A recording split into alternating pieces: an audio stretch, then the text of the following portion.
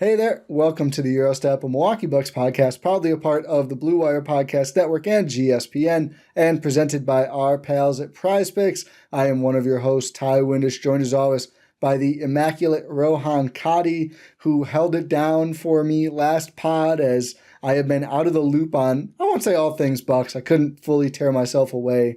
Not because anything happened, just because I just couldn't. That's just how I am. But myself and Mrs. Gyro Step 1, I'll say, welcomed baby Gyro Step 1. Well, I don't want to hog the exclusive rights, but had our first child, a baby girl, who is just going to be known as baby Gyro Step 1 here on the podcast, but have been in the trenches, the newborn trenches here. So extremely excited. Mom is doing very well. I'm doing okay. No one asked, but I'm doing fine. But just kidding. But baby's also doing very well. So we have our hands full, raising a little bundle of joy, but just have been itching to get back into the pod game. So a couple weeks in, I'm excited to jump in, talk about Bucks free agency options, some unknown trade options. Unknown's not the right word, but yeah, super exciting life update. Still planning to do the pod. Just took some time off in scramble mode here, but like I said, Rohan, you know this. I couldn't pull. You probably saw me, and you're like, "What is this guy doing?" Tweeting like in the first days of fatherhood. I had the time. I wasn't dropping the baby to send the tweet, but No. A lot of newborns just sleep a lot, so not all at once, but yes, throughout the day they do.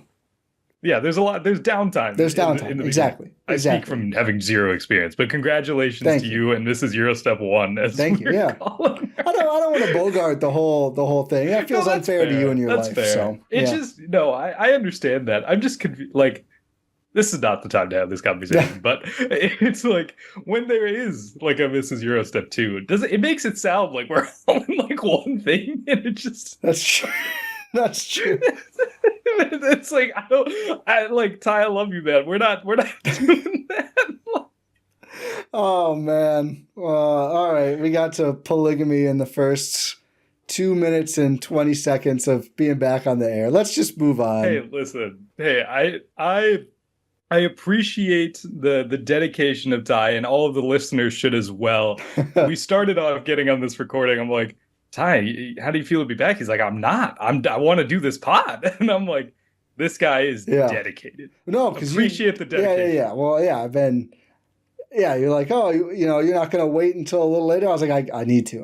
We're in a good spot right now where there's a nap being had. I'm walled off in a different room. And I've had a lot to say. So I want to first say, what do you think about the gap year thing? I'm not a fan of it. And here's the reason why. And we've been talking about this. We've been beating this drum for this offseason that's felt like forever already in the NBA season. Nothing's isn't even over yet. It's so funny because when I took the break, I make it sound like I planned. Like it was when the baby arrived. I was like, oh man, how much am I going to miss? Is there going to be Giannis news and all this and a new coach and nothing? Literally nothing. We've had Bobby Portis going on an FS show has been like the juiciest Bucks thing to happen in the whole time. Don't forget Kyle Kuzma on Instagram. I liked his post today. Did you see it today? That's what I'm talking about. He's going to box you if Giannis leaves. LOL. I think he's staying. And then Giannis is reposting that with laughing emojis. Oh, good. Okay, I didn't see that. I checked and I hadn't seen Giannis respond yet, so I'm glad to hear that. Yeah. So that's always been getting, but a lot of the discourse has been around, and I think Eric Name of The Athletic had a piece on this. And I would say he coined it. I would say, he coined the idea. Yeah, credit where credit is due. Like sort of talking about a gap here with Damian Lillard having this Achilles injury and the East kind of in shambles. I mean, the Pacers are in the NBA Finals. Jason Tatum, unfortunately, suffered a torn Achilles. Yeah. The Knicks, who knows what they're going to do after their loss in the conference finals. I'll tell you what they're going to do. 0.5 seconds after the buzzer sounds. Oh, by the way, we all hate Karl Towns.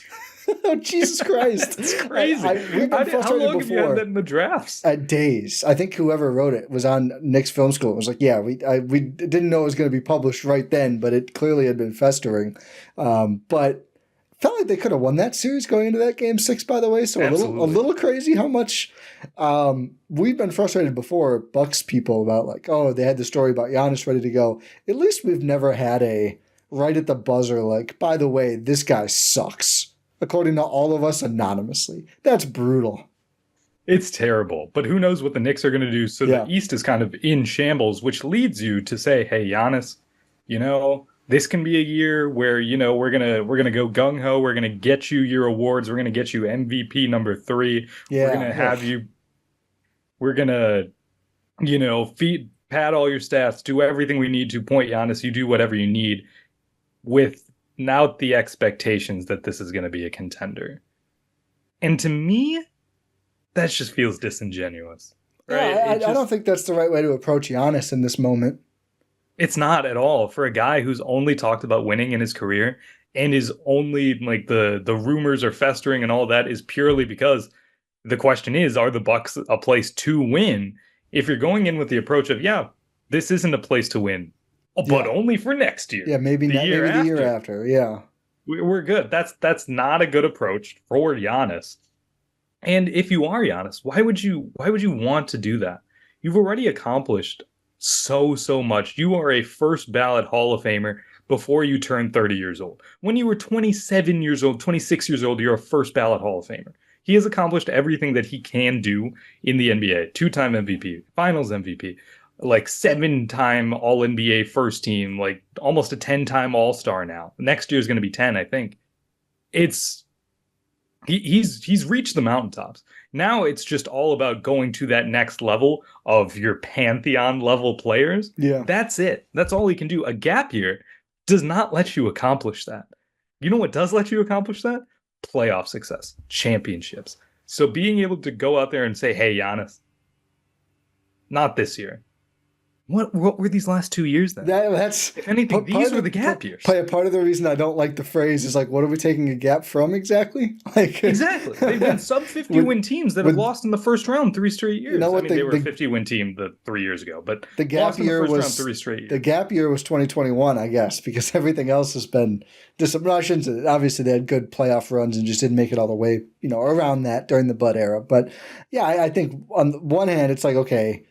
I think if you're Giannis, my first thing would be like, are we in a gap, like presidential term amount of time then? Because we've won 4 total playoff games and now you're telling me we're not going to win again. I think you have to be realistic. Hey, we're probably not going to have any version of Dame. I guess that's the other kind of news we've gotten. I think both Jim Ozarski and Eric Name have kind of said we don't think the Bucks will get the DPE. More like Dame probably returning April-ish of next season. Hopefully not rushing back again, but he would have to be ruled out through July of the next league year to get that DPE, which is like your second sort of MLE you could use. So it doesn't sound like there's much optimism the Bucks could use that, which I guess is good because there is optimism Dame would be back before, July, a little bit earlier at least. But if you want to consider that news, it's more just kind of speculation within the org, but seems lightly sourced, at least from those guys. But I think you should look at it more as like the 25-26 season next year. It's just like the start of a new chapter for the Bucks. Like, don't look at it as like, all right, we're just going to take the year off. If they go to him and they're like, hey, let's get you MVP, I think that's like the easiest way for him to just leave. Like, but I don't think Giannis cares that much. You can do that anywhere. Yeah. You can do that any season. He's been a top 3 finalist the last 10 years. It's not actually, but it feels like it. Also, you're just looking at him, Shea won this year. There's a guy who was on the 68-win team. I don't think it's really realistic to be like, oh, you're going to have a triple-double and we're going to be the 4th or the 6th seed or whatever, and you're going to win MVP. It probably wouldn't happen. I think you should be like, how about this, Giannis? Remember when we won 8 straight games to close the season without Dame against some bad teams, but also against Detroit, who was good, against Minnesota, who made a conference finals run? Let's play that way. Let's bring those guys back as much as we can who enabled that style, play more players like this, try to be a more Pacers-y team where we don't have 3 All-Stars. We don't even have 2 All-Stars, most likely, but we have a bunch of solid two-way athletes who are going to complement you, and we're going to play you as point forward, which you said after the season you were really excited about. It's just different. We're going to do something different that, frankly, worked better than the plan we've had the last 2 years. I mean, we're going to play modern basketball. The Bobby Giannis front court had a positive net rating in the playoffs and in the regular season. A playoff series where they lost 4-1 against a team that's now in the finals. Insane. Also, Pacers making the finals makes the Bucks look a lot better. Yeah, it makes them look a little better. They still lost in 5. Makes them look a little better. Yes. I think the Cavs they put up lost, the biggest fight? Well, and the Knicks got an extra game, but they had no injuries. Yeah, that's the thing. That's what I'm saying. They put up the best fight. The Bucks had the most injuries, I would say. The Cavs had more players hurt, but they all were still able to play. Dame was out for basically the whole series. The numbers on that, by the way, plus 5.7 net in Big Bob Giannis in the playoffs, which is good, very good. And in the regular season, I didn't remember, plus 11.8 net rating in all Bobby and Giannis minutes. Probably a lot of those in that late run, but not all of them by any means. Just let's be athletic and have a rebounder and spacer at the 5 with Giannis, really works, I think. So I don't think gap year maybe this is just semantics, but I just don't like that idea. Let's lean into this new style that worked, that really energized Giannis. He liked doing it. And let's see what the results are. They haven't been world beaters the last 2 regular seasons or playoffs. I don't think there's any reason to be like, hey, we're going to be worse. What do you mean? They were the 5th seed and they lost in 5 games. How low do you think the bar should be? Giannis can do that on his own. He's done it before. Yeah, in a weak East? Why? I wouldn't expect them to be worse than 5 in the East. No. If they build a semi-smart team around Giannis, we'll see what they do. We'll talk about the options here, but I don't think that's an unrealistic bar with the Celtics pretty much nuked, in addition to the Tatum thing, probably trading one or both of Drew and Porzingis and just for the tax bill stuff. Cleveland, I think, probably stays together, but they were already ahead of the Bucks. The Knicks, to your point, who knows? The Pacers were still good. And then it's a bunch of teams are Orlando, kind of locked into their team. They have kind of quietly huge injury things between all of their players that have just always hurt them. The Hawks are going to be the Hawks. They're going to be in the play-in no matter what. The Raptors. Playing against the Bulls. Yeah, playing against the Bulls. I think there's a clear path to being in a better long-term and short-term position by just being let's just play all the style of guys who had a lot of success with Giannis last year. So let's just call it 100%. That. New chapter, not a gap year. New chapter. Yeah, it's a new era. Yeah, it's literally. And I think you can get away with doing that because of the current landscape of the NBA. You and I have talked about the current landscape of the Eastern Conference. Yes, I should say current landscape of the Eastern Conference. The West is still dominated by the one seed. Yeah, it's that SpongeBob meme where it's just the subplot and his eyes are just wide in this cavern. That's the Western Conference. Yeah. Yes. The landscape of the Eastern Conference. Oh, I'm so glad Milwaukee's in the East. Remember when they were in the West? Because I don't. Neither of us were alive. But no. I don't know why I said that. A couple people listening are yeah. It's you can talk yourself into it, and not only just talk yourself into it, you can actually do it, right? There's a clear path forward. There's a clear path to say, hey, Giannis, this is what works. These are the guys that we want. We know that it works with these groupings and these set of people, these style of play. And you have a path forward from there. I guess the only other news that we missed, by the way, this just reminded me, Doc being harassed by TMZ. Yeah, the only time Doc didn't want to talk. We found the line. Crazy. We found the line. So funny. He's just I don't want to answer this. I talk to Giannis every day. Well, we had that report too from Stein, I think, that the Bucks are thinking about keeping Doc because Giannis likes him, which everyone went crazy. I think he's likely the coach next year, unfortunately. I don't think that there's some crazy scapegoat thing going on here. No. I just think they're not. And it's I'd rather have Doc and Giannis than no Giannis. Yes. 100%. Okay. We've got a lot to cover. I want to jump forward to, we've talked about some trade stuff already. We'll continue to do so. I think a fun pod would be maybe later in the summer. Let's just go through every team and would we want to trade for anyone on this team and what would the trade be? That could be a fun pod we do. We'll see how much stuff is popping off or how much time we have. But I think there's a new category of player that's going to be available, and I'm calling these the expensive scapegoats. And these are the players who are either being blamed for their team's issues or they're just on an expensive contract and with the second apron stuff. And I guess the other, again, quote unquote news is Sham said this could be like the craziest summer ever. Basically, it seems like there's going to be a lot of movement and not a lot of things staying still. So some examples. We already mentioned the Knicks playoff run ends. They lose in 6 in the conference finals. The Knicks' best season in decades. Regardless, at least 25 years, yeah. Yeah. And Karl Towns is immediately thrown under the bus. And on the broadcast of like game 5 or 6, was it? Reggie Miller's like, yeah, I think Tibbs is just going for Landry Shamet over Mikal Bridges here because he's just giving you more on both ends. Mikal, and expiring next year, who would probably be due a whole lot of money, by the way. So players like that, like, I don't know what the Knicks are going to do. Maybe they don't get rid of anyone. Like, I think I want to preface this by saying I don't think all of these players would be available or the Bucks could be able to trade for them. But, like, what if that 2031 first and, like, maybe a 3-way deal with Brooklyn or something could get you a Karl Towns or a Mikal Bridges?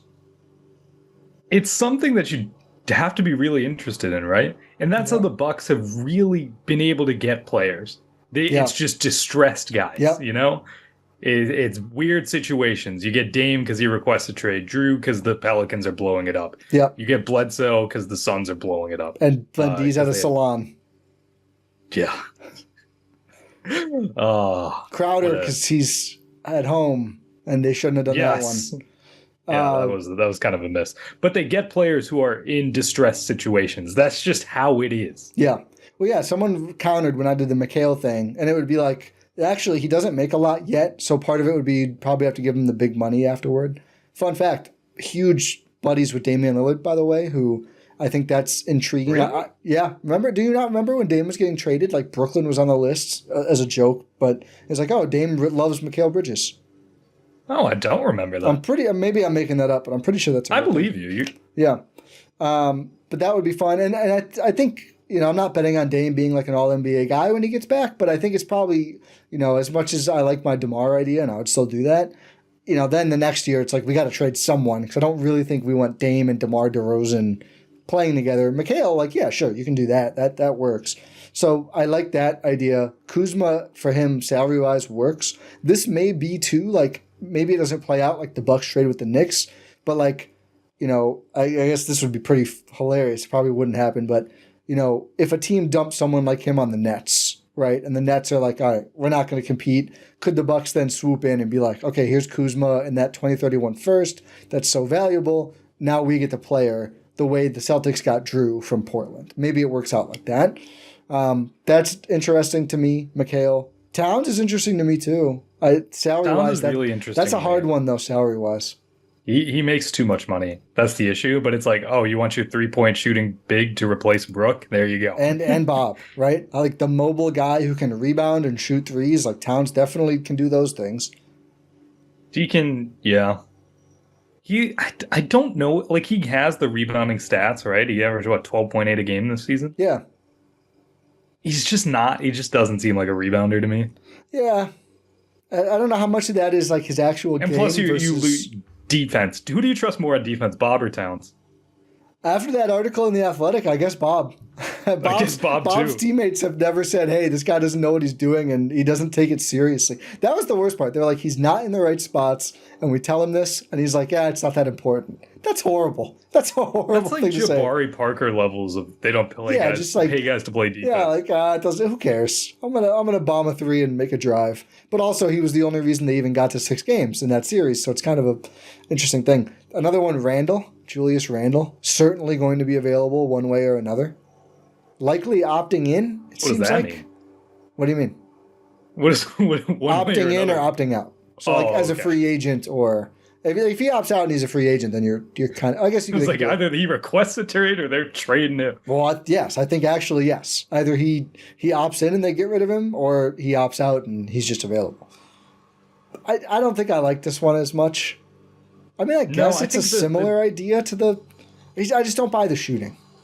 The belle of the ball in this new category is Mikal. Yeah, I believe. I just can't think of. I think you can go after like smaller players like Okoro maybe. Okoro or like Dean Wade. One of those guys is for sure getting traded, I think. Yeah. Because they're super expensive. Yeah, I don't think they're going to do like the big trade this summer. But I think at least one of those two guys is going to get moved. Makes the most sense. Yeah, and we already talked about like Drew and Porzingis, but that's more for salary cap reasons, not like we need to make a move sort of situation. Yeah, I'll put him in this category though, because I think the team does feel like they have to make a move, and that player is going to get moved because of it. So someone proposed like, what about Trey Murphy when I brought up Mikal? And I like the Pelicans guys. To me, it's not the same category. The Pelicans are listening to offers on all of their guys. That's the situation where the Bucks don't win because they have like one real offer, right? It's like salary and we have one real pick that we can trade. So if it's like any sort of like, okay, 5 teams are calling about Trey Murphy, I don't think the Bucks probably get in there and get that one. Also, I have a new rule for my offseason acquisitions. I'm done with the guys. Changed you. Yeah, it has. It has because you can't take days off, and I don't want to acquire players with big assets who don't show up, which is another reason I really like Mikal. Like some of these guys who are available, and I like DeMar too for that reason, like Trey Murphy or Herb Jones. The guy plays 40 games a year. You want him to be one of you're probably this next season your second best player, second or third at worst, and he's going to be there for half the season. It just doesn't interest me. I don't want to take that unless it's almost free. I don't want to take that swing anymore. Mikal plays 83 games a year. Has to be a guy that's available. Yeah. Has to be a guy that's available. You can't double down on your already bad injury luck with more injury luck. Exactly. And especially in most of these situations. It's going to go your way. Like I'm assuming they're not trading Dame in any of this either, right? So it's like, so you have Dame who's not going to play all year and Kristaps Porzingis who's dealing with maybe long COVID and can't really play right now. Let's not speculate. Well, he's dealing with something that's really been hampering him for a long time. I've seen that theory floated. I should say. You're right. My apologies to the scientific community. Or just to Porzingis. Is it unfair to Porzingis? I don't think this is the time for that conversation. Okay. Because I'll talk for an hour on that. Yeah, okay, yeah. And Drew, it's a little more durable, but it seems like he's starting to pick up things here and there, and his age. He's an old he's older. Point guard. He's older, yeah, and a physical, not a great shooter. I mean, he's shot well in Boston, but everyone shoots well in Boston for some reason. Well, it helps when you're the fourth option versus the second option. Yeah, it helps when every shot is wide open. Yeah, when you're just in the corner waiting to shoot them. And I think there's other players too. If you could go like Michael Porter Jr., who for a lot of reasons I think I'm good on, but there's a lot of players like this out there. Would you consider Aaron Gordon to be a distressed player? No, I don't think they would. I think they're married to him. Would you consider Jamal Murray? No, I think it's MPJ. Why? They're kind of in the same boat. No, I think they hate MPJ. So. No, that's fair. Yeah, I think that's kind of come out. Most people do. Yeah, I think that's kind of come out. And, I see what you're saying. I mean, if I could get Jamal Murray, I would. Well, but again, my rule though, so maybe I wouldn't. Availability. And it's just like consistency. He was just kind of bad for a lot of the last year, and it was a big reason the Nuggets weren't that good. It's a crazy. He's like the only player. It's like, I can't count on him in the regular season, but I can in the playoffs. Yeah, but this last year it was like not really either. Yeah. Here's one. RJ Barrett. Yeah, it's like what is Toronto gonna do? Yeah, it sounds like they want to do something big. Obviously, they're probably going to try for Giannis. I'm not sending Giannis for RJ Barrett, to be clear. This might be a third team one too. No, that's reserved for Brandon Ingram. Yeah, exactly. Jalen Green. Depends on what they do with Freddie. I think because they have a team option on him. Freddie is also another one. Yeah, he could be a mercenary point guard. Yeah. You would have to be a trade because he makes too much for that team option. True. Yeah, I don't think he's taking MLE. So maybe that one doesn't matter. I wouldn't do CJ McCollum. People have had that conversation. I'm not. No, thank you. I'm not interested. Jalen Green played all 82 this year. It didn't work before. Yeah. Why should we say it's going to work again? When both guys are older and worse. Yep, and one of them's out. Yeah, and the other one may not be that far behind him. Yeah, like you look at some of the teams who have like expensive teams. And they're not going to keep. I think Indiana is going to dump someone. Indiana has never paid the tax since whenever this graphic that's floating like 2000 and something, 2011. I think 2003 is when the tax was instituted. Yeah, maybe in the early days. I don't think they've ever paid it, and they would be there. They've never paid it. If they keep Turner, they would be there, and I think they will keep Turner. I wanted Neesmith to be the guy. I think he's clearly been too good in the playoffs. It's probably like Toppin or Matherin. Matherin's kind of interesting. Yeah. I don't think I'm giving the first though. No. And then you probably just don't get him. for the Chris Legacy player and Neesmith. I would really think about it. I think it'd be a bad move ultimately, but I might do it. I don't know if you can see this Chris Middleton in. It's a little cropped out right now. It's okay. He's there in spirit. Sexton's maybe this guy. I don't know. Maybe he's not a scapegoat. We've talked Sexton before. It's just like a stopgap. Yeah. But I do like this new category of player, right? I think it works, and I think it's the Bucks' MO, and I think it's one of the more realistic options, or avenues, I should say, for the Bucks to acquire sort of a player who can help them in the immediate future. Yeah, it's like, all right, you have a big contract, and you're just pushing your team over whatever line it is for that team that they don't want to pay. Can you swoop in? I mean, the lower end is like, are the Blazers finally going to get rid of one of these terrible contract guys? Maybe. I don't know. Simons doesn't totally do it for me, and then you have a really awkward thing when Dame gets back. Grant, I might just take my Kuzma familiarity. I don't know. The contract's a lot worse. I don't know how much better he is. There's some options out there. All right, we got to get to the free agents. But first, unless you have any other last thoughts on this. No. I want to talk about our good friends at PrizePicks, Ty. I want to talk about them too. Let's morb on over and talk about PrizePicks, the best place to turn your sports knowledge into cash. We've got the final round, you may say, of the men's playoff bracket is going on, starting this week, starting Thursday, I believe. And women's basketball is picking up, and baseball is in full swing.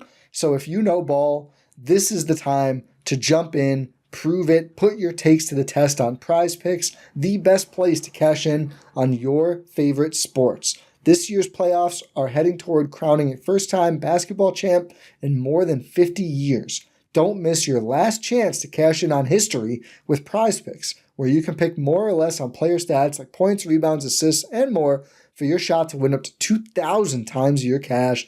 Today, PrizePicks is the best place to win cash while watching sports. Join millions of members, and many of those members, I'm sure, like us, our team isn't in the playoffs anymore. Add that extra spice, that extra rooting interest back to your playoff watching with PrizePicks, where you can sign up today and get $50 instantly when you play $5, and you don't even need to win. And you need to look for the weekly promotions that can lead to big payouts like Taco Tuesday. And I'll tell you my favorite, Flex Friday. You can dial up a flex play, and if you lose, you still win because you get your play back, whatever you put down. Flex Friday, for me, is a can't miss on PrizePicks. So make sure to check it out. You guys know we've been playing PrizePicks for literal years now. Number one sponsor of the Gyro Step all time, and we very much appreciate it. Download the app today or use the link in the description. Use code GYROSTEP. Get $50 instantly. You play your first $5 lineup, and again, win or lose with code GYROSTEP. You get that $50 instantly to keep playing, keep having fun on PrizePicks. PrizePicks, where you can run your game. I'll tell you what, Ty. Biggest things. I was on vacation last week. I was in Las Vegas, Nevada. Ooh, in Vegas, yeah. You know what I missed most was playing PrizePicks. Of course, yeah. Of course. Thankfully, you're based in Wisconsin, where you can play, yeah. Including Wisconsin. That's most important. Exactly. Illinois, I believe. Pull out your phone. Oh yeah, it does. Yeah. Okay, there you go. All right, so free agents. So I made a board. Here's my methodology for this board. I went through the Spotrac free agent list and just put down everyone I thought made sense or interested me as a Bucks option and who I thought was like attainable enough. So I didn't put LeBron. I didn't put James Harden, guys like that. And I included the Bucks' own free agents in this to try and, I don't know, like where would my priorities be? Because the Bucks, they have some flexibility, right? They have the full MLE, probably. They have the biannual, and that's probably it. But that's more than they usually have in this avenue. So, and I wanted to list out like who would I want to retain. So, Oh, and by the way, just for context, the last time the Bucks had these sort of assets available to them, they were able to get a guy like Brook Lopez who changed their franchise. Brook Lopez, Bobby Portis, Pat Connaughton. Yeah, who now is looked at as a bad contract and but at the time, maybe opts out. It helped. He's getting Mike Breen. Let's not remember. Yeah. Let's not forget. Crucial. Let us remember. Crucial in the championship run. So great point. I mean, when we talk about, right, like the Pacers model is like getting these right fitting role players. These are the kind of assets that you can get players like that. The draft helps too. We'll talk about the draft probably next week a little bit. But for free agency. So I listed, 36 players. Probably too many. There's some overview things about this free agency class. Even if you include the unattainable guys for the Bucks who are like going to make way more than $14 million, not a good class. Most players don't like entering free agency because there's like 3 or whatever 8 teams with any cap space and only like 2 or 4 or something that have like actual meaningful cap space, right? Like Brooklyn could give you a max. That might be it. So there's just not a lot of money out there. So players don't want another reason to say no to CJ McCollum.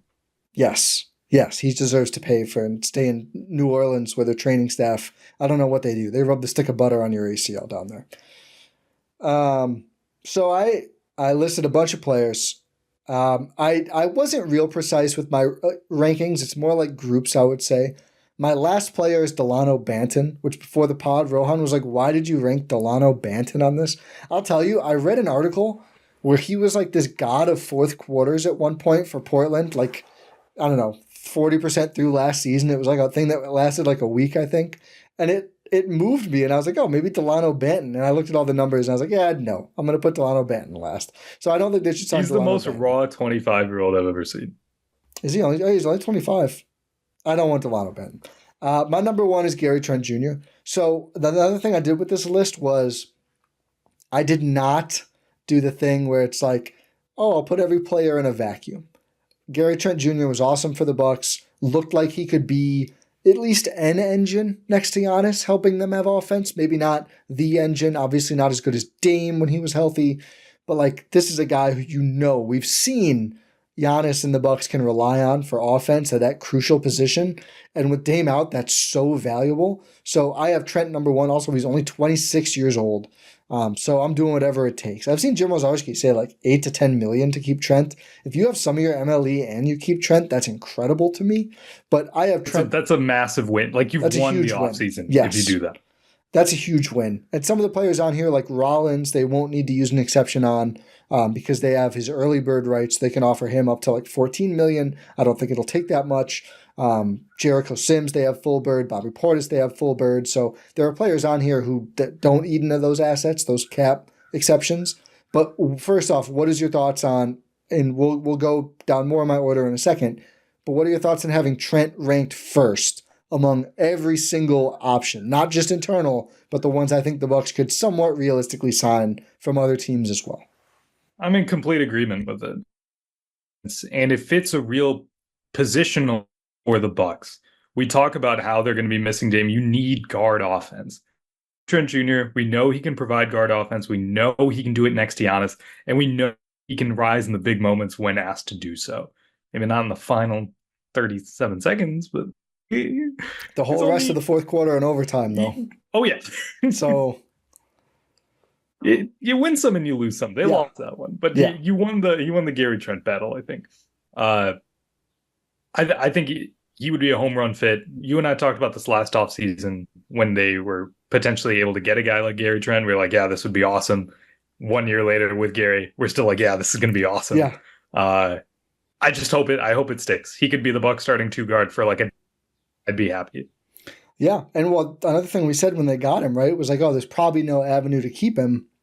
As bad as the Kuzma trade has turned out for Milwaukee, that avenue is there now. You have the MLE. And when you sign him to that, you keep him around for at least 1 or 2 more years. Then you get to a bird rights place. Like, they're going to be set up to keep Gary Trent Jr. if they can re-sign him this summer, which I think sounds like they can certainly do. it's in his best financial interest probably to do so, akin to what they did with Bobby. Yes. Where we also thought they would not have the avenues to re-sign him, and the Bucks have more options available to them now than they did in Bobby. Yeah, Bob took a smaller amount. Yeah.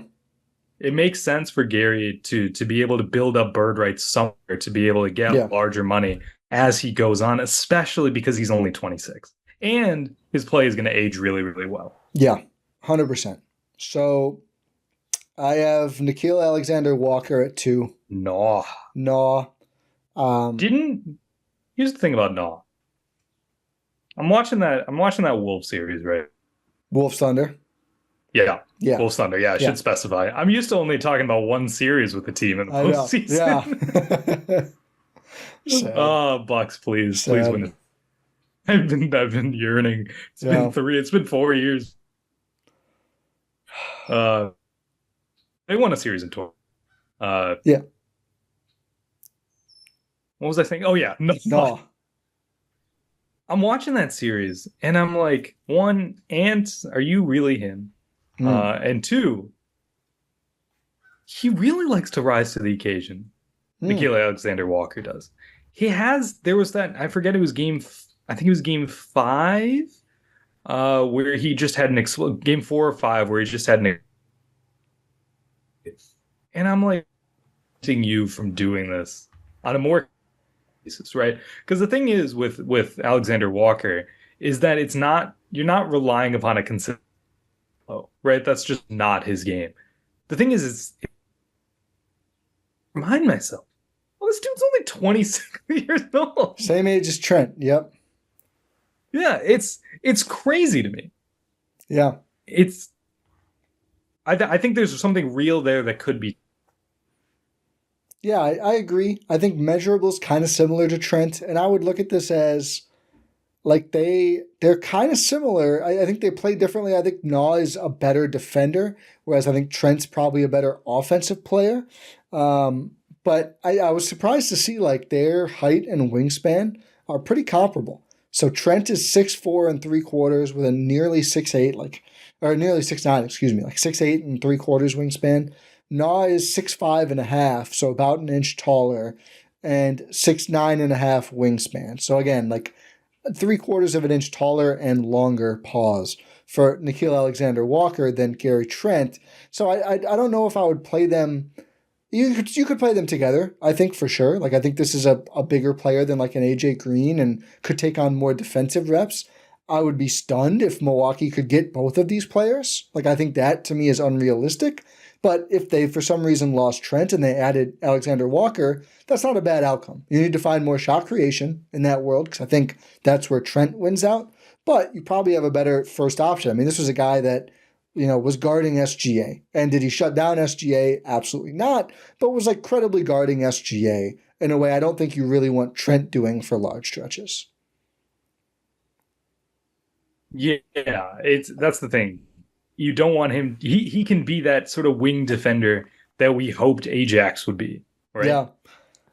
Man, I might be back on Ajax Island. They might need to just spoon feed Ajax opportunity. You can't do it with Kuz. No. Yeah, that's a good point. That's another conversation to be had. This is where I think the list gets crazy. I put Ryan Rollins third. So I don't hate it. You know what you need, Ty? What? Bucks. Well, sorry, what was that? The Bucks need a point guard now. Yes. And I think this is the one of the two that they have in entering free agency that they need. I was like, oh, this feels too high. And I put down a bunch of measurables of like things that I feel like should be important to the Bucks on this list that I did. And I'll find a way to share this. Maybe I'll put it on our Substack or something, this list. But I did 3-point stats, height, wingspan, age, and dunks per game. Because again, there's this idea of like, they need players who are more explosive. And Rollins isn't great at dunks per game. He's about as many as Alexander Walker. About 0.0, or about almost 0.1 dunks per game. So a dunk every 10 games, which is not great, but not bad. For reference, Trent is 0.01 dunks per game. So like not very, very few dunks. And that's okay for how Gary Trent plays. By the way, crazy stat, the number one guy on here in dunks per game, Luke Cornett. Would never have guessed that.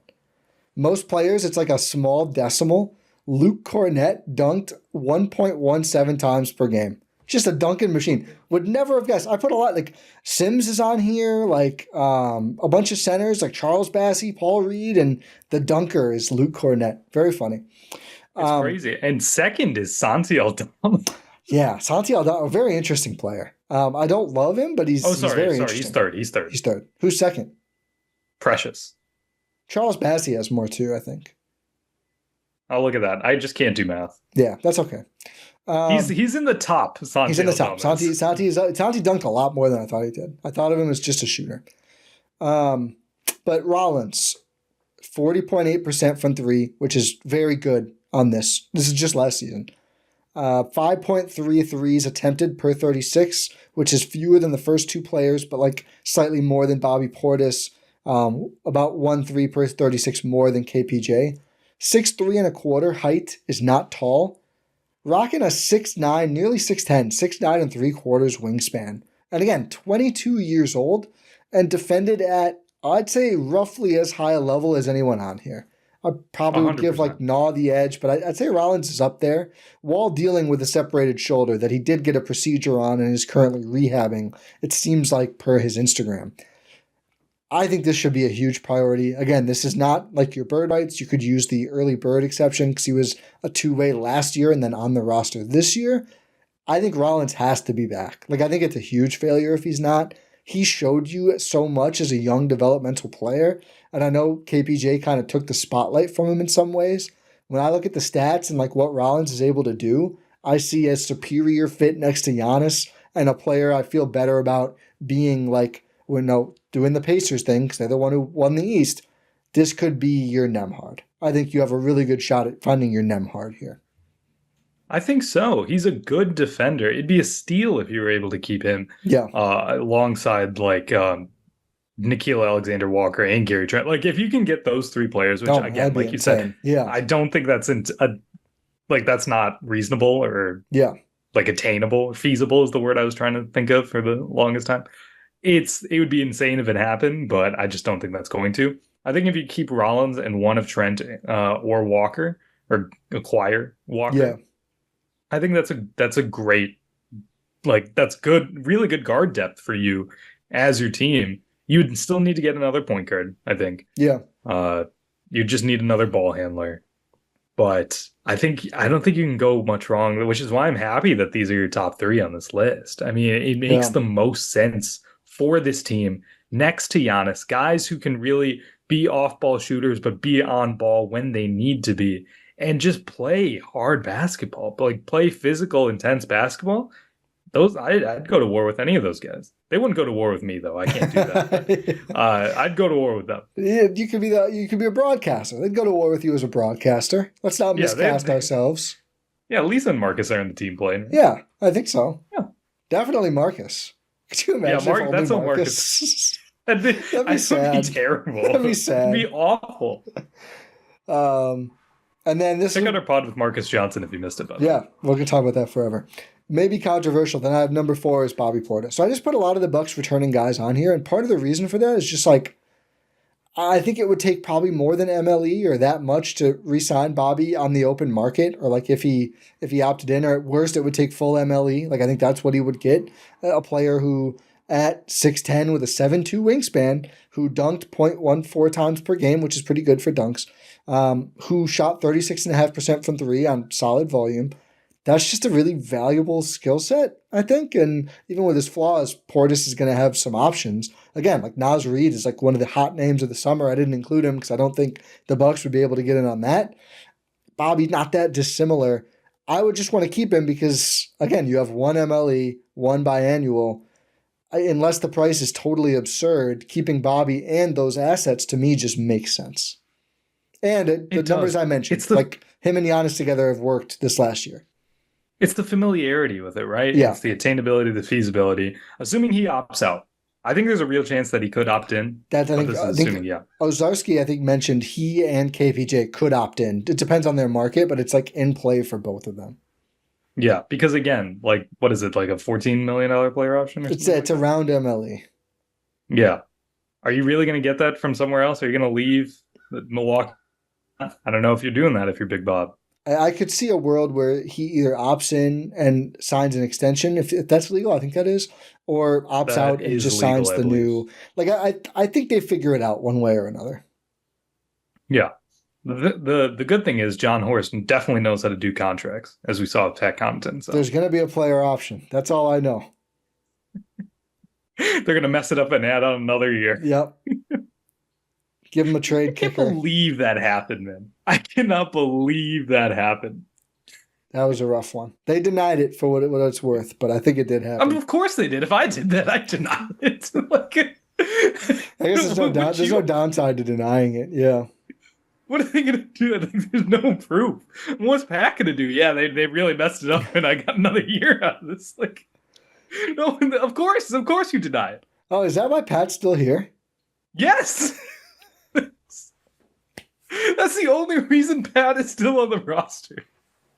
That's crazy. Oh my goodness. I mean, maybe he opts out, gives them. Yeah, gives maybe them like out. you know what, fair play. You know, I don't think I really deserve this third. Yeah. Crazy. Yeah. But Bobby, I think makes a ton of sense. I mean, if the right trade is there, I could see that. I wouldn't want to just let him opt out and He did leave. everything we've asked him to do. I've been beating that drum all off season long. Yep. He's turned into the player that we wanted him to be. Yeah. I don't think you should let him walk for nothing. Whereas, like, here's a spoiler. Mr. Litmus here, I didn't even put Brook Lopez on the list. I'm at the point now where I just wouldn't want to re-sign him. I wouldn't even bring him back on minimum. And that's not because I think he's not worth a minimum. That's because I think the Bucks need to embrace this new style. And well, I think in the past we've talked, right, like maybe you bring him off the bench and just like a different look. If Doc is the coach, that's just not going to happen. And it feels like Doc's probably going to be the coach at this point. I just think if you're Horst, like you kind of have to do what Calvin Booth did to an extent and just be like, we're just not going to give you those options. We're not going to give you Kuzma. I was literally going to bring that up as an example. Yeah. Which got all of those people fired. So maybe not a great game plan, but hey, it could be. I mean, the team had to push the Thunder to 7 and feels they okay. won a series tie. That's more than we could say. That's true. I forgot about the Clippers. Yeah, they won a series. Okay. I think relatively agreed so far. I also have Sims at 6. So there's another player in here we'll talk about. I don't want to spend too much time. Again, it's like he looked really good. I'd bring him in as the backup center. Try to develop him some more. I don't think he's going to shoot threes or anything. Defensive menace with Giannis. Switchable defensive menace just gives you a really solid floor defensively when Giannis isn't on the court, which the Bucks have really lacked. So I would want to bring him back again. Can play in the playoffs. Yes, and familiarity and like contractual reasons, right? You don't have to use an exception on him. Full bird. Maybe it's still a minimum, but regardless, like you could keep him. You could do a 4-year minimum, which usually you can't do. So that's kind of intriguing as well. I doubt he'd take that, but it's possible. Maybe something, like 3 years. 3 years. I was going to say like 420. Yeah. Well, I think maybe even less. 310. Is he turning down $10 million at this point in his career? I mean, maybe at his age, I think, but he's not like a fresh young prospect. He came in a little older, but yeah, he's not really gotten to play. It can just be tough. I'm not trying to screw over Jericho Sims by any means. Probably won't be expensive, and I think he's a good player. Yeah, 100%. Ranked so number this is 5. Where we sort of get in. This is where we get into the sort of wing big type of range for the Bucks, right? Yes. We've already talked about guards, and I think we both agree that guards are a priority. Yes. But now we get sort of into like the wing sort of big tweener area. Yeah. I had a big focus in this class on like 2/3s. Because I think they need a point guard, sure, but I think they don't have a single small forward right now. Really? I was going to say Pat and I. Jordan and I, our last pod, we did roster grades and we went by position group and we were like, who's a 3? Just Pat. Maybe Ajax, I guess. I'm looking at Neesmith play so well for the Pacers. I'm like, do the Bucks have anyone like that? Not really. Ajax may be the closest, and his offense is certainly much worse. So I looked at a lot of these players. I also think there's a lot of these in the class. There are some guards, but they're just point guards, but they're not that interesting to me. So maybe we can kind of rapid fire this. I'll throw the name and the rank at you. You can give your thoughts, and I'll just share what I think quickly. So my top non-Buck player besides Naw was Trey Lyles at 5. And I just think, a pretty similar profile to Big Bob, more athletic, dunks more, and just more athletic generally, but measurables are actually very similar. He's actually slightly shorter, both in height and wingspan, but by a quarter of an inch. So similar measurables, shoots more threes, but was only at 34%, and about a year younger than Bob. This to me is Which is crazy. That dude's 40 years old. I know. But Sacramento, a lot going on, a lot of big contracts. Does he get lost in the shuffle? Could the Bucks? He wasn't on the Bulls in 2019, so he can't be on the team. Exactly. So they're probably like, we're not even thinking about you. We're thinking about Nikola Vucevic and Denzel Valentine right now. So go sign somewhere. Like if they snuck Trey Lyles on part of MLE or the biannual, that'd be amazing, I think. And I earmarked this as like, if Big Bob does go, you just need more guys who are big and can kind of enable Giannis to play center, but not really play center. Like he doesn't really want to play center. Lyles, to me, probably not as physical as Bob, can't rebound as well, but an interesting bigger wing option. I think you put it well. It's a replacement type player rather than an addition. Yeah, I'd be surprised if they had him and Bob. You can't do that. We ran this is the Kuzma thing again. Exactly. Yeah. You can't have too many big guys who kind of do the same thing. Yeah, I guess if you keep Kuzma, it's also not great there.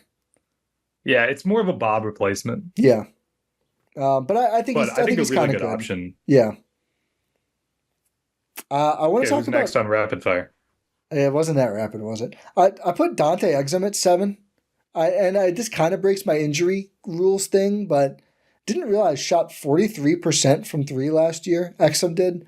And is 6'6" with a 6'9.5" wingspan. So this gets into, I know he came in as a point guard, but now really more of a 2-3 when it comes to his actual size. And I think the Bucks need players like that. He'd be a good consolation prize if you can't get Naw. Yeah, he's kind of budget Naw, I think. This is a player where we have Naw at home. I think now we're very firmly in biannual, if not potentially vet min for some of these guys. Trying to think of a good comparison. Dante Exum is like, we have Drew Holiday at home. We have to go to a secondary location and get Nickeil Alexander-Walker, and then go to another location and get Dante Exum. Tertiary location Drew Holiday is a great way to put it. And that's also, I'm actually pretty excited about this one. I think this guy could be the steal of free agency. Crazy take. Oh boy, who are you about? I'm reading these names. I'm wondering who it's about. I'm a big Amir Coffey guy. I think Amir Coffey needs an opportunity. Okay. I don't think he's ever had the real opportunity. I'm not mad at that. I'm not mad at that. 6'6", almost 6'7", doesn't have a big wingspan. It's like 6'8"-ish, so he doesn't have a huge wingspan, which hurts him. But dunked more than every 3 games, which is solid. Exum doesn't dunk a lot. And shot, again, 41-ish% from 3. And both he and Exum took 5 threes per 36, which is like solid, again, where Rollins was a decent amount of threes for a player to take per game. So I like the scalability of a more athletic, and he's younger. Coffey's only 27 right now. Would he be the Bucks have any lefties? Didn't even know he was a lefty. Is KPJ a lefty? I don't know. Maybe I don't think so. Is he a shooter? He is a lefty. You're right. You called it. Yeah, he's a lefty. They've not had many historically. Do you have any Amir Coffey thoughts? I'm probably overrating Amir Coffey. I don't even know if it's overrating. I think, could he be like if you dump Pat somewhere, could he be your break glass in case of emergency kind of small forward? Maybe? I think if you sign, I think he could play every game, at least as your backup small. Is he your Taurean Prince replacement? Yeah, I have Prince. I put Prince at 14 on here. I'd bring him back. Just don't start him. I guess he's your 3. Yeah, but he's more of a 4. He's a 3.5. He's limited positionally. I'd rather replace him with someone like Dante Exum. Yeah, I think that's apples and oranges. Just for what this roster needs. Yeah, that's fair. I guess Prince was a 2-guard for a while. Yeah, I mean, the Bucks were playing him at the 2 and the 3, unfortunately. I put D'Lo at 9. So I guess you're right in that regard. Oh, yeah. I put D'Lo at 9. I think that's just like mercenary point guard. Yeah, like, do you need someone to play point guard for a year? I'd rather do Rollins, which is reflected in the rankings. I mean, he is going to give you points and assists. And there's going to be some issues with that, but Relatively young. yeah. He's only a year younger than Giannis, I believe. And has been a starter for a long time. Yeah, he's not on the downslope of his career. I think the Nets seems like probably are not going to bring him back. They're not really focused on him right now, so probably will be available. Playing for his next big contract as sort of like a 1-year thing with the Bucks as their starting point guard. Yeah, Malik Beasley type vibes. Yeah. I mean, I think that could work. He's kind of it's unfortunate. I've had my eye on D'Lo. Yeah. Just as he's probably the best attainable starting point guard the Bucks can get on the market. Yeah. 6'5" with almost 6'10" wingspan, which kind of that dude can play. Yeah, it's going to be terrible player. At times. Yeah, there's low lights. But at least he's not going to have the ball in his hands a ton. It's not going to be he's going to be running second units. Yeah. Yeah. He's going to have the ball in his hands a bunch, but not like him in Brooklyn or even him on the Lakers. It's going to be Giannis, get out of the way, be a shooter, and he can do that. Yeah. And then is he overtasked going and leading second units? I don't think so. I think he can do that. I mean, the optimist lens would be all right, 6'5" with a 6'10" wingspan, is this the chapter in your career when you buy into defense and doing some off-ball stuff? Just play top at his own. You can do that. Yeah. Took a lot of threes, shot 31.4% on them, which is not great. But again, I think a guy who is a good shooter. Yeah, I think he has shooting ability. He was on a really bad team for most of the year. I think would be very interested in this. Probably ranked him too low. Frankly, probably should have put him above Exum and Coffee and some of these guys. Yeah, it's just he's not gonna help you on defense. I don't believe there's gonna be a buy-in at this point. And if there is, he's not gonna do it in Milwaukee. I don't know. Playing with Giannis, can Giannis motivate? Bro, he could. LeBron couldn't. Maybe Giannis is more personable with this younger generation. What, him and his AI stuff on Instagram? He's actually posting for the first time in years. Very interesting. Yeah, it's kind of annoying. I like it. I like all of it. I think it's fun. I think he's not leaving because of it. That's why I like it. Karis LeVert at 10. Probably too low also. I don't know if it is too low. Not the best year. The buzz is the Hawks are going to keep him, by the way, so that may be factored into this for me as well. He matches up really well with Josh Giddey to play in that play-in game. That's true. 6'7" with a 6'10" wingspan, shot 37% from three. So is again, as a credible small forward, which would be nice. Dunked about every other game, which is solid, but also is 30 years old. So now we're getting into there could be a decline. And maybe that's already started for him. So a good player I'd be happy to get at the right price. It's probably where we're at now. Let's talk more of these bigs. Okay. As we sort of wrap this up here. I think one of the more interesting guys you have on here is Gershon Yabusele. Yeah. And I think you have him way too high. Oh, I thought I moved him up. I was going to have him lower than this, actually. I do not think he is very good. 38% from three on that 5.2 per 36, same as Bob. Which is insane, by the way. That's never going to hold up. Maybe it will. He went to Europe and learned. Listen, me of all people, I know this. I was in the stadium where you scouted him. I know. What did he shoot from three in that game? What did he shoot from three in that game? He didn't. Oh. I don't think. Maybe he made 2. It's a big difference. Here's why I moved him up. Dunks almost every game, 0.62 per game. 6'8" with a 7'2" wingspan. I was like, oh, this is also sneakily a Bob replacement. Big body who can rebound and maybe space. But the offense just isn't there. Bob's going to give you can dump the ball to him in the post and he's going to get you a bucket. But do we want that? Again, we've gone back and forth on this. We do want it in spurts. He's much lower than Bob on the list. I'm not saying he'd be as good as Bob, but it's a big guy who can rebound and shoot threes. I just think they need that. I'm saying he's too high because there are other names that I like more. Who do you like more? I think I like Cornette more. Cornette's probably way too low at 23. I think I like Santi Aldama more. I dropped Cornette because he stopped shooting, and that's fine for him. But it just hurts him. If you get Sims, I wouldn't want Sims and Cornette. No. So that's why I valued the shooting a lot in this exercise. Almost I feel like assuming. Day'Ron Sharp more. Yeah, I dropped Day'Ron Sharp a lot. 24% from three, barely shot him. Again, like some of these guys. He's like if you don't keep Sims. Like yeah, these are guys if you don't keep some Sims. I want Sims to be the guy. I penalized some of the bigs unfairly for this. Like if Sims walks, like Thomas Bryant, who just had a hell of a showing. Thomas Bryant, who has a 7'6" wingspan, apparently. That's insane. That's insane. You know he's gonna brick every single three he takes for the Bucks, by the way. Yeah, I know, but he had a conference finals moment. So Santi, I was a little disappointed in the shot. He also is a flat wingspan guy, which is fine because he is 6'11", but that is disappointing. So not much defense, but shoots a lot of threes at a solid nearly 37%. I had him 16th. I had him just below Jake LaRavia, who is probably worse, but I think is maybe a better shooter. Was last year at least. LaRavia was at 42% on less attempts, and he is shorter, 6'8" with a 6'9.5" wingspan. These are just like some wing options who I find interesting. That's fair. That's fair. I thought I'd have Brogdon a lot higher before I realized he shot 28.6% from three and my availability rule. So I'd add him as a late minimum, but you just can't rely on him. Do you think he wants to come back? I don't know. Maybe. Milwaukee seems bad until you're in Washington. That's fair. At least he's got Chris in Washington. Does he? Oh, that just made me really sad. Where would you put Chris on this list? 4th. I was going to say probably not 1. No, I think Trent. I think 4th.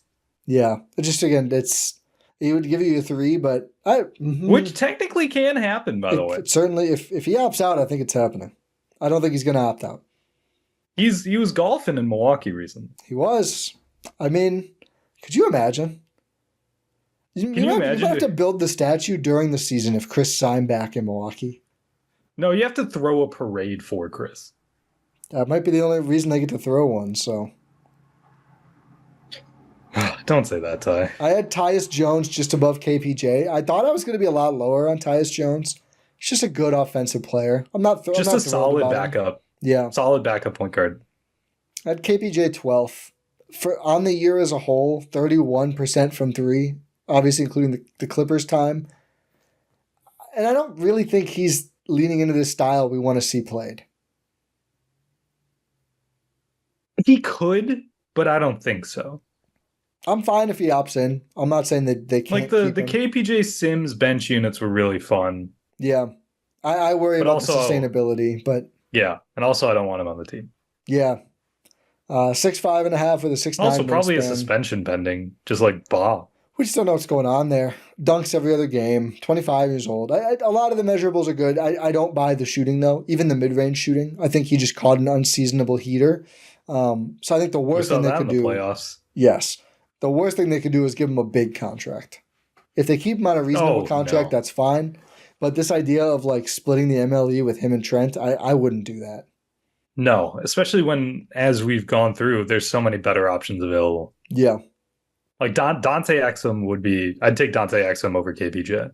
Yeah. Aaron Holiday at 28 years old. Does he do anything for you? No.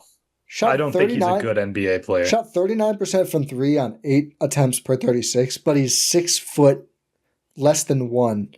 But he's got a 6'7" wingspan. We're taller than him. Yeah. But he's longer than us, 6'7.5". At least than me. I don't know what my wingspan is. There's if you come next time you come to Oshkosh, the Menominee Zoo, there's a thing where you can compare your wingspan to an eagle. So we could get you in front of that and see. Why would you just use a tape measure? I just think this is a better way of doing it. Go to the zoo? I think this is how the herd should do it. The herd should bring all the guys out there and just see like how do you compare to the eagle? I'm 1.5 eagles. Like that's impressive. I say I'm a visual learner, Rohan. Oh man! I thought you were going to say, "Yeah, I'll measure you up. I got tape." I was like, "Oh, perfect. Let's do it." No, we're going to the zoo. We're going to the zoo. Like, it's a free zoo. I mean, that's a fun day trip. Yeah. I'd go to the zoo with you. Thank you. Dennis Schroeder or Spencer Dinwiddie? Pick your poison. Schroeder. Yeah. Slightly younger. Is a zero dunker. Doesn't dunk. Dinwiddie dunks. That's fine. Dinwiddie dunked like 4 times. Schroeder didn't dunk at all. Dinwiddie's bigger. mean, Dinwiddie's a lot bigger, but I think he's worse. Yeah. I think Schroeder's probably better too. Schroeder, plus you get that factor of all the other team hates playing against him. You know who I'd buy low for a vet min? A guy who at one point was valuable and then lost it all. Kyle Kuzma? Jayshawn Tate. Jayshawn Tate's not a bad option. I was looking at him on this list. I just think he's never really gotten to play. His three is not really developed, but like, can you buy That's the thing. That's the story. He didn't develop, right? There were all these signs and everything was going well for him. He's a good defensive player, I think. Then it's just stagnated. Like, can you bring him in and like just, hey, you and Ajax are going to compete? Can you get him on a two-way like Stanley Amude? No, he's way too old. Yeah, he's way too old. But he reminds me of like a Stanley Amude type player. Yeah. Didn't go great for the Bucks. Our centers are back. Charles Bassey, Paul Reed. Precious. Worse Sims. I think all worse Sims options. Precious might be available, but I'm not intrigued. I got to put Landry Shamet. Kicking him out. I got to put Landry Shamet on the list. After that series, where's Landry Shamet? If he is even, I don't even know if he. I always what about DeLon Wright? He was given good minutes. No, I'm not doing right. I think 3 different times he got a steal right by the basket, goes for the layup and bricks it, and I was like, "Yep, that's DeLon Wright." His threes were. I think he hit backboard once, like side of backboard. He did. Shamet is a free agent. Will be 28 next year. Where would you put Shamet on this list? There's no way that dude's 34. He's only turning 28. Where would you put him on this list? I'm saying like right by Amir Coffey. Top 10. I was literally thinking like 10 to 15. And we are totally just blindly buying into that conference finals. But you know what? He was awesome on both ends. You need guys who can play against the Pacers, apparently, because they run this conference, apparently. He was, for whatever reason, those 6 games. Maybe he should have played the series earlier. He was like just a better two-way option than Mikal Bridges for those games for some reason. I don't understand it. It doesn't make any sense to me. But let's put Landry Shamet on this list too. Javonte Green, I think the time has passed. Yep. Torrey Bowl is bad at basketball. Torrey Craig, I think would still be okay depth, but I'd rather go young. I put a lot of the older guys lower. Oh, you get Megan Thee Stallion courtside. Let's move him up. Yep. Bruce Brown, I put 32nd. I'm good. I'm just good. I don't think he's that good. I thought I Plus, should. He hasn't done anything in 2 years. He doesn't he's play just much. Been in basketball purgatory. Yeah, he's better than this. He should be higher. He should probably be Dinwiddie-ish. But that's just based on things that happened years ago. Like I get he was on bad teams, but it's only 28. But I think the injuries are taking a toll. If it's vet min, sure, I wouldn't give him a biannual. The last thing I want to talk to you about, Ty, is sell me on Delano Banton. No. I told you earlier. It's like he had this random fourth quarter. I'll send you the article. But now I think that's over. He's tall. He's a tall guard. He's only 25. There's a world where he's good, but I don't think it's happening. What's Bruno Caboclo up to? Probably like getting a real estate certificate or something. If I had to guess, just making sure Giannis isn't around the corner. Yeah. So here's like, I know how it feels, buddy, in the Oak Creek Meyer style. Exactly. Here's like the blueprint for what could a great free agency period look like for the Bucks, in my opinion. I'm not even going to do the partial thing. I'm giving Trent the full MLE. I'm re-signing Rollins, Portis, and Sims, whether it's an option or maybe KPJ. And then, like, can I get Exum, Coffee, D'Lo or Yabu or Santi Aldama or Laravia on either part of the biannual or either part of the MLE if Trent doesn't need the whole thing or the biannual.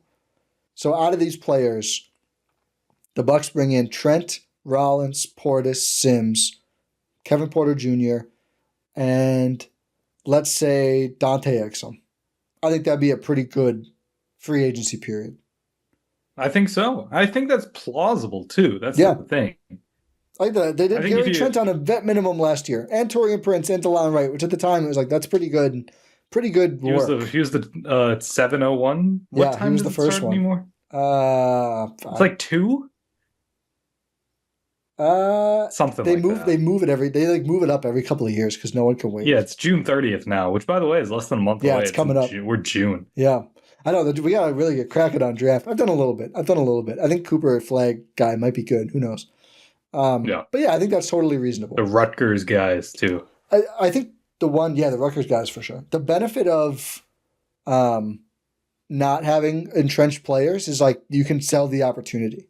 Like they got Trent because they're like, hey, you can start at the 2 on a team with Giannis and Dame. Now there's no Dame, but like if something falls through with these guards, there's still Giannis and like, all right, D'Lo, we're not giving you the biggest offer, but like, do you want to start next to Giannis before your next free agency when maybe there'll be more money? Like that's going to be appealing. So I think they can for sure get players. I think so. For me, it's Trent, it's Rollins, it's Sims, it's Bob, and I think Aldama, but You like it might be a little too big. I'll go Coffee. Nice. I would take Karras. And if you don't get both point guards or whatever, like a D'Lo, a Tyus Jones is interesting. Gary, is it finally time for me to get Gary Harris? I think we're too late, but no. Yeah. I don't think so. Yeah, he and this list kind of sucks, but it's a lot of players I think that are of interest to the Bucks. If we missed anyone that you see is available, let me know. I'm going to blame sleep deprivation for any issues with this list and not worry about it if it's bad. I think it's okay. I think there's some misrankings, but it's hard to put one of these together initially. You got to put it together and then refine it. And I kind of got lazy toward the end of refining it. But yeah, I think the other big takeaway though is there's not going to be like a groundbreaking player brought in on free agency. If you want that, it's got to be a trade.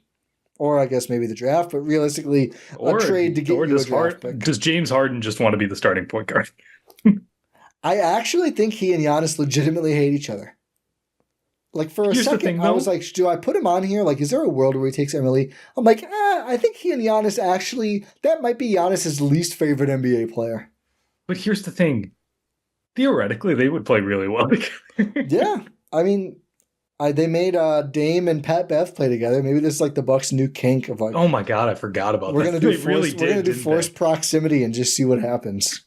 The Bucks' new motto is just doing that magic Isaiah Thomas interview. Yeah. The bird and magic thing. It's, F-U, U-B. That's how like they greet each other. Yep. That's just funny. Yeah, that's hilarious. We need to get more stuff like that back in the NBA. I don't think a lot of people like Tyrese very much, so we might be getting there. Yeah, that's fair. I mean, I'm one of those people. They've won me over. I'm a Pacer fan now. Yes, sirs. Pacers in 6. What's your finals prediction? Thunder in 6. Okay, I'm glad. I'm seeing people say 4 or 5. I think there's an underrated. There's no. You can't say that anymore. You can't. Yeah. They might win. I'm going to be the only one apparently, but I'm saying Pacers in 6. I just think they overwhelm teams. I know the Thunder should be ready for it. I think the Thunder are ridiculously overwhelming. That's the thing. This is going to be a really good finals because these are both teams that overwhelm other teams. Yeah. In different ways, but yeah. Yeah. Very different ways, but equally as effective. I think the Pacers half-court offense will suck.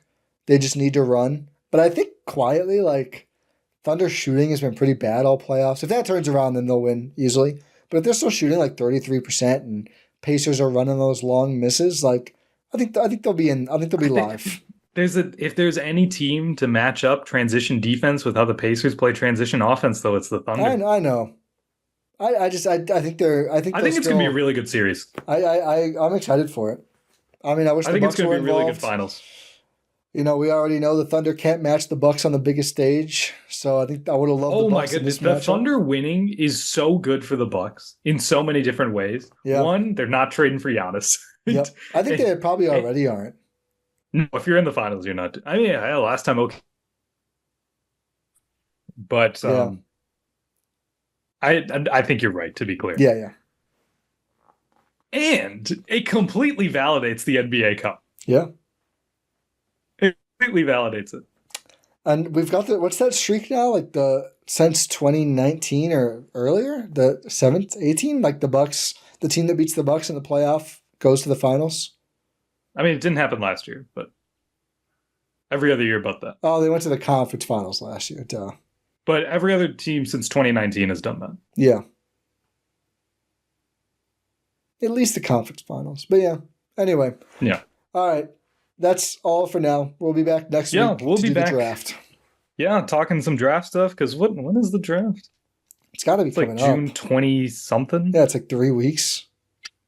NBA drafts. This is me starting 25th. Oh, it's 2 days. I forgot about that. Oh my God. So if the Bucks don't make some crazy trade, which we'll talk about those ideas of getting more picks or whatever, we will be just sitting there on day one, just like, all right. We're not sitting there. Yeah. We know I'll be sitting there. I mean, I'll be watching. We're not doing. I will say no. Yeah, exactly. The fun thing about the 2 days though is you do get to do the like best available on day 2 thing, and it does add a little bit of excitement starting the second round. We'll probably do a pod before it. So. Yeah, 100%. Like between days 1 and 2. Yeah, I think a recap pod. We'll see what happens. We'll see what happens. But June 25th and 26th is the NBA draft. So yeah, barely 3 weeks. Crazy. But we'll have you covered for all things draft, as we have you covered for all things Milwaukee Bucks as this offseason progresses and, as this news and lack of news, mostly just lack of news comes in. Yeah. We're out here we're looking at Instagram stories. We're doing this. Give us something. Dude, Actually, maybe don't. I pull up Giannis's profile like a couple times a day. It's like, what's he posting now? Okay, cool. Do you have notifications on? No, I'm not doing that. Didn't do that. Not this time. I have tweet notifications on. For Giannis? Where you said, yeah.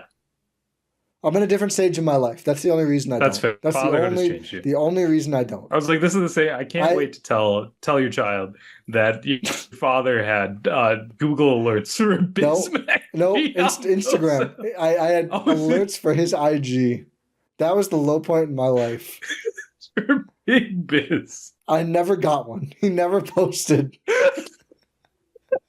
I don't know why I thought he would I don't know why I thought Big Biz would break the news via Instagram grid post. I don't even think you get one for a story. Maybe you can, I don't know. But I never got one. I turned him off. Yeah. Well, we for all things Bucks, GSP. Check out gspn.info for all our links. Subscribe wherever you're listening. That's Pod Random. We'll talk to you next time.